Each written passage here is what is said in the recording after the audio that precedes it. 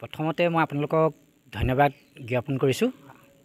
কালি অসম বিধানসভাত যিটো হেৰি হ'ল, সকলো মন্ত্ৰী পৰিষদৰ সকলো মন্ত্ৰীসভাৰ লগতে অসমৰ মুখ্যমন্ত্ৰীলৈ মই শুভেচ্ছা জ্ঞাপন কৰিছোঁ, লগতে অসমবাসীলৈও শুভেচ্ছা জ্ঞাপন কৰিছোঁ।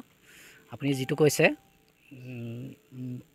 আচলতে মোৰ দেউতা যদিও ৰেলৱে ডিপাৰ্টমেণ্টত তেখেতে কৰিছিলে, কৃষিৰ লগতেই কেন্দ্ৰীয় চৰকাৰৰ কৰ্মচাৰী হৈ কৃষিৰ লগতে তেওঁ মনোনিৱেশ কৰিছিলে আৰু সৰুৰে পৰাই মই কৃষিৰ লগত জড়িত গোটেইখিনি দেখি পকি, গতিকে সকলো ৰাইজে গম পাইছে মই সংমিশ্ৰিত কৃষিৰ লগত জড়িত এজন ব্যক্তি।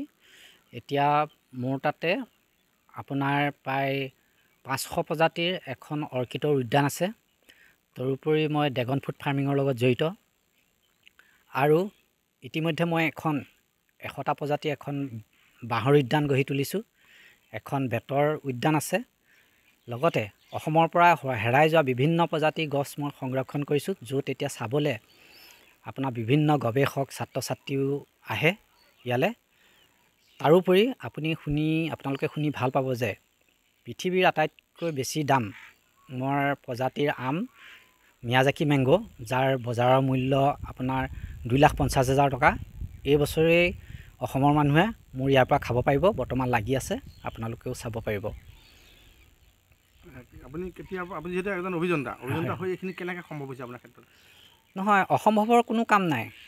মই 3 ঘণ্টা খোৱা মানুহ, গতিকে মই কামেই কৰি থাকোঁ এনি টাইম। এইখিনিত ইয়াত বাধ্যবাধকতা একো নাই। ইয়াত মই কমেও 20 জন শ্ৰমিকক নিয়োজিত কৰিছোঁ, সুচাৰুৰূপে কাম কৰি আছে। তেওঁলোকক মই ৰোজগাৰ দিছোঁ আৰু সেইকাৰণে মানুহ অত্যন্ত মোৰ ওপৰত সুখী অঞ্চলৰ ৰাইজ। আৰু ভৱিষ্যতে মোৰ এটা ডাঙৰ পৰিকল্পনা আছে। এটা ডাঙৰ ইয়াত এখন গ্ৰাম্য আপোনাৰ বৰ্ষাৰণ্য গঢ়ি তোলাৰ মোৰ এটা পৰিকল্পনা আছে আৰু শীঘ্ৰে অসমৰ মানুহে গোটেই ভাৰত নালাগে পৃথিৱীৰ ভিতৰত এখন গ্ৰাম্য এখন ভাল বৰ্ষাৰণ্য হিচাপে দেখিবলৈ পাব।